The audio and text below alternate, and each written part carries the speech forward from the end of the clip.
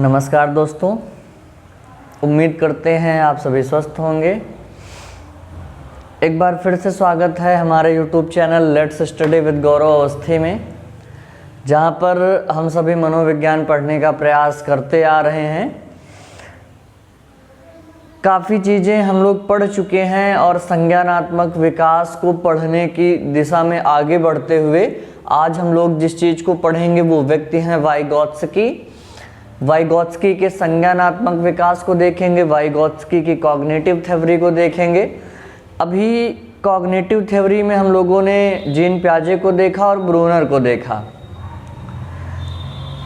संज्ञानात्मक विकास में जो वाइगोत्स्की थे, पहली चीज़ तो ये मनोवैज्ञानिक थे रूस के, और इन्होंने बच्चों के संज्ञान को, विकास को ध्यान में रखते हुए अध्ययन किए और उन अध्ययनों की एक रूपरेखा प्रस्तुत की, जिसे हम वाइगोत्स्की के संज्ञानात्मक विकास के सिद्धांत के रूप में जानते हैं। वाइगोत्स्की के इस सिद्धांत को सामाजिक संस्कृति सिद्धांत भी कहते हैं। इस सिद्धांत को सामाजिक संज्ञानात्मक सिद्धांत भी कहते हैं। इसी सिद्धांत को सामाजिक रचनावाद का सिद्धांत भी कहते हैं, लिख लीजिएगा। और इसी को ZPD सिद्धांत भी कहते हैं, जोन ऑफ प्रॉक्सिमल डेवलपमेंट। आगे हम लोग पढ़ेंगे फिलहाल।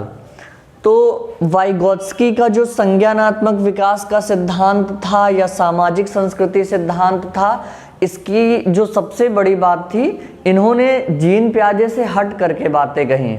इन्होंने कुछ बातें कही और उसमें कही कि जो बालक है, बालक समाज और संस्कृति में सीखता है। बालक के पास जैसा भी समाज है, जिस समाज में वो रहता है, जिस सभ्यता एवं संस्कृति का अनुसरण करता है ना, उस सभ्यता और समाज में वो सीखता है। और जो सीखता है उसे ही वह अपनी भाषा के माध्यम से अभिव्यक्त करता है ना। जो सीखता है उसे वह भाषा के माध्यम से अभिव्यक्त करता है।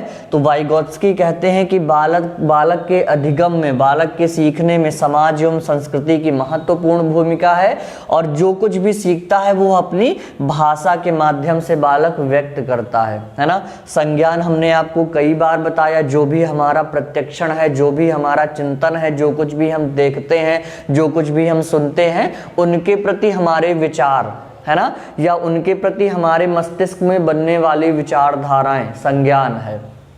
दूसरी बात हम कह सकते हैं कि समस्याओं को करने का बेहतर से बेहतर तरीका दर्शाता है कि हमारा संज्ञानात्मक विकास बहुत उच्च है, अच्छा है। ठीक है, तो ये हमने बताया कि बालक समाज एवं संस्कृति के द्वारा सीखता है, और जो कुछ भी सीखता है उसे भाषा के द्वारा वह व्यक्त करता है ना। और जो कुछ भी सीखता है और सीख करके ही बालक का क्या होता है, विकास होता है। इस बात को बहुत ध्यान रखिएगा, है ना। जीन पियाजे कहते थे बालक का पहले विकास होता है, शारीरिक अवस्थाएं बढ़ती हैं, उसके बाद अधिगम करता है ना। नोट डाउन कर लीजिएगा लाइन, यहाँ पर जगह के अभाव में हम लिखे नहीं हैं।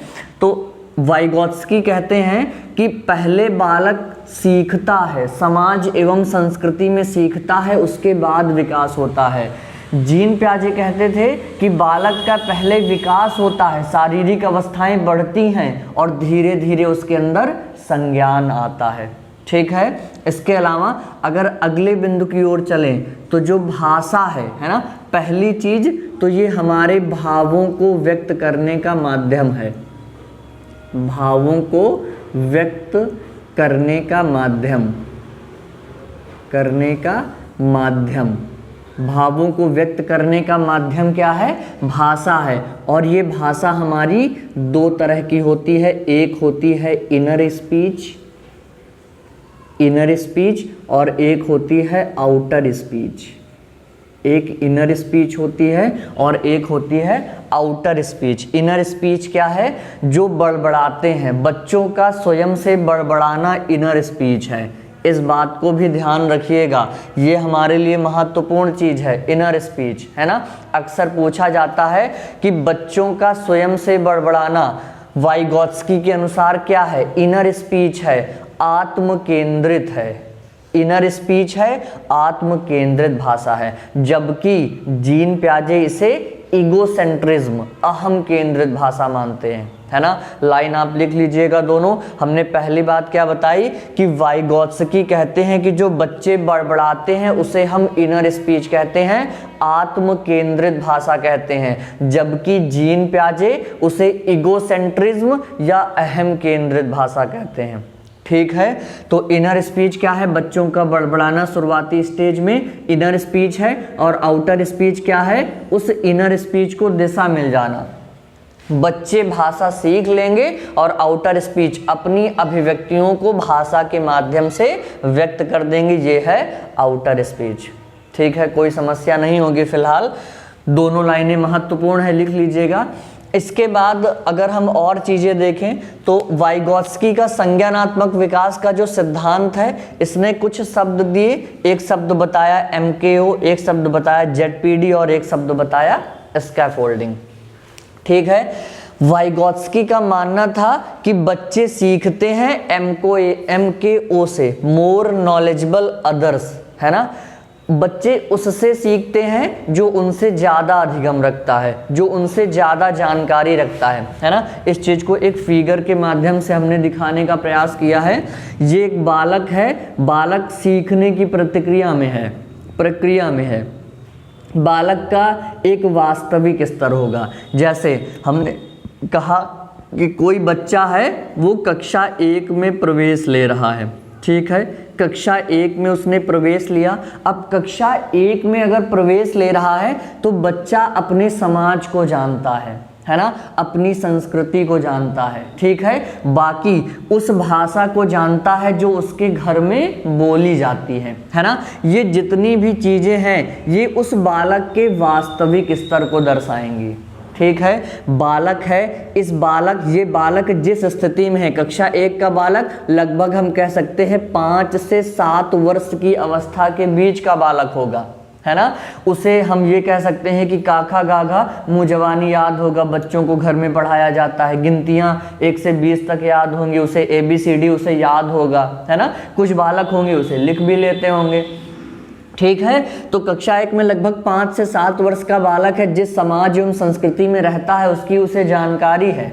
ठीक है, मतलब अगर वो पूजा पाठ भी करता होगा उस सभ्यता संस्कृति में, है ना, वो बुद्धिस्ट को मानता है तो उस जैसी क्रियाएं होंगी, इस्लाम को मानता है तो वहाँ के वो सभ्यता एवं संस्कृति को मानता होगा। ठीक है, तो बालक का वो वास्तविक स्तर होगा जब वो कक्षा 1 में पढ़ने के लिए आया है। ठीक है, ये बालक का वास्तविक स्तर है, लेकिन क्या वो इसी स्तर में बना रहेगा? वास्तविक स्तर का मतलब जो कुछ भी चीजें उसे आती हैं, जो कुछ भी उसके संज्ञान में वर्तमान में मौजूद हैं, वो उसका वास्तविक स्तर है। ठीक है, संभावित स्तर का मतलब हुआ कि इस स्तर से इस स्तर तक हम बालक को ले जा सकते हैं, है ना। ये एक क्षेत्र है, वास्तविक स्तर में वो है और संभावित स्तर में उसे ले जाने का प्रयास। मतलब कक्षा 1 में जब बालक आया 5 से 7 वर्ष में तो वह इन चीज़ों को जानता है, लेकिन कक्षा 1 का सिलेबस है कि हमें उसे का से ज्ञा तक अच्छे से लिखना बताना होगा, है ना। कविताओं का अच्छे से उच्चारण कर ले जाएगा। यहाँ पर पहले वो कविता कहता है लेकिन हाव भाव से नहीं कहता, हाव भाव से उसे कक्षा 1 में सिखाया जाएगा।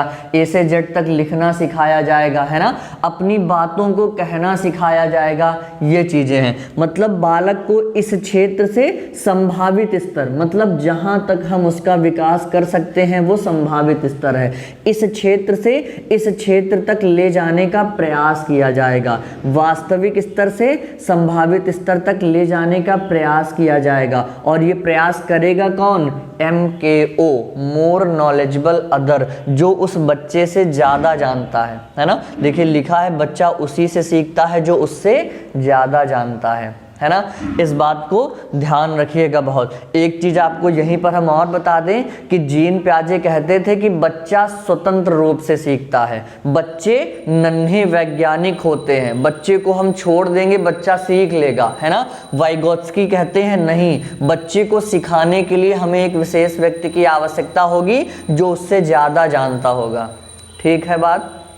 चलिए, तो ये बात हुई। अब ये जो वास्तविक स्तर है और संभावित स्तर है, इसके बीच का जो क्षेत्र है इसी को कहते हैं समीपस्थ विकास का क्षेत्र या ZPD, zone of proximal development, है ना। ये जो बीच का एरिया है जो हमने राउंड कर रखा है, एक छोटा सा गोला एक बड़ा सा गोला, तो ये जो बीच का एरिया है, बच्चा इस चीज को नहीं जानता है, अंदर की चीजों को बालक ले करके आया है, तो हमें इस क्षेत्र से इस क्षेत्र तक उसे सिखाने के लिए जो भी चीजें हमें बतानी होंगी वो उसके संभावित स्तर में आएंगी। ठीक है। इसके बाद अगर हम और उदाहरण लें तो हम ये कह सकते हैं कि जैसे कक्षा 5 का बालक है ना। अब कक्षा 5 का बालक है, वो सामान्यतः जोड़ घटाना गुणा भाग ये सब चीज़ें कर लेगा, गुणनखंड वाली चीज़ें उसके बाहर की बातें होंगी। ठीक है। और अगली चीज अगर इसे हम और देखें तो ये लिखा है ZPD, zone of proximal development, है ना, जो अभी हमने आपको बताया। बच्चा जो जानता है मतलब उसका वास्तविक स्तर, और बच्चे की जो क्षमता है मतलब उसका संभावित स्तर, ये जो जानता है और जो क्षमता है के बीच का क्षेत्र समीपस्थ विकास का क्षेत्र कहलाता है या ZPD कहलाता है।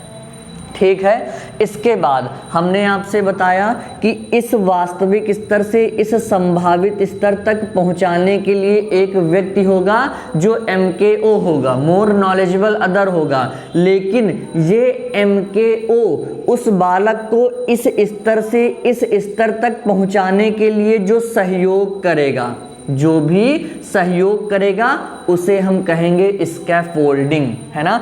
इसी को हम अन्य शब्दों में कह सकते हैं कि इसे ही हम ढांचा कहते हैं, इसे ही हम पाड़ बांधना कहते हैं।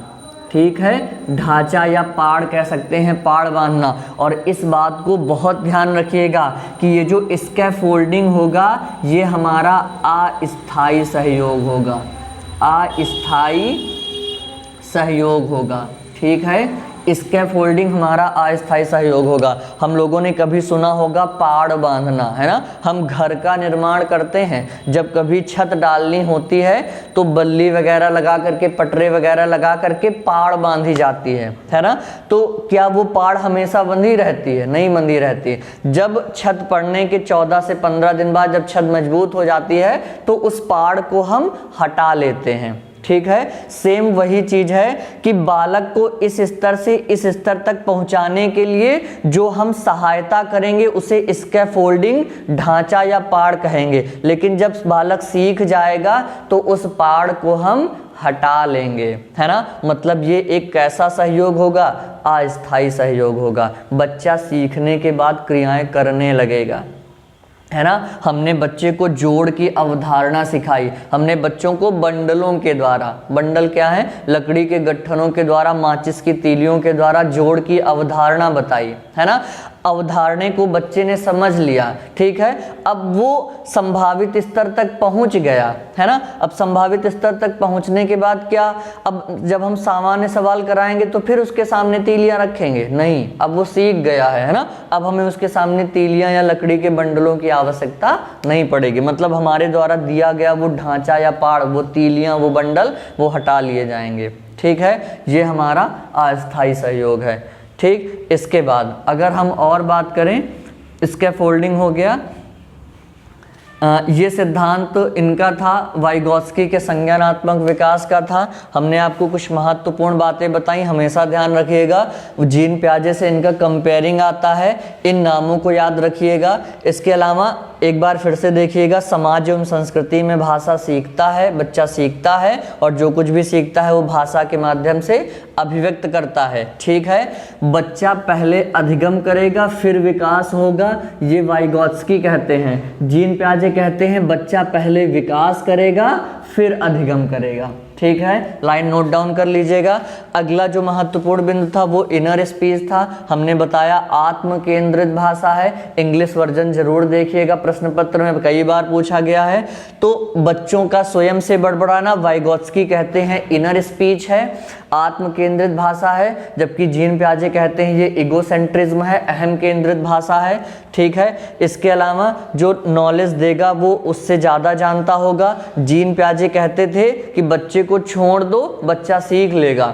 ये कहते थे कि हमें बच्चे को सिखाने के लिए एक अलग व्यक्ति की आवश्यकता होगी, वो जो देगा वो क्या है, सहयोग जो देगा वो स्कैफोल्डिंग है। इस शब्द को भी बहुत ध्यान रखिएगा, ठीक है। दूसरों का सहयोग करना, इसे ध्यान रखिएगा। समीपस्थ विकास का क्षेत्र, ये भी पूछा जाता है अक्सर, इसकी भी परिभाषाएं आती हैं। तो समीपस्थ विकास का क्षेत्र क्या है, बच्चे को वास्तविक स्तर से संभावित स्तर तक ले जाना ही समीपस्थ विकास का क्षेत्र है, जोन ऑफ प्रॉक्सिमल डेवलपमेंट है, ठीक है। ये वाइगोत्स्की के संज्ञानात्मक विकास का सिद्धांत है।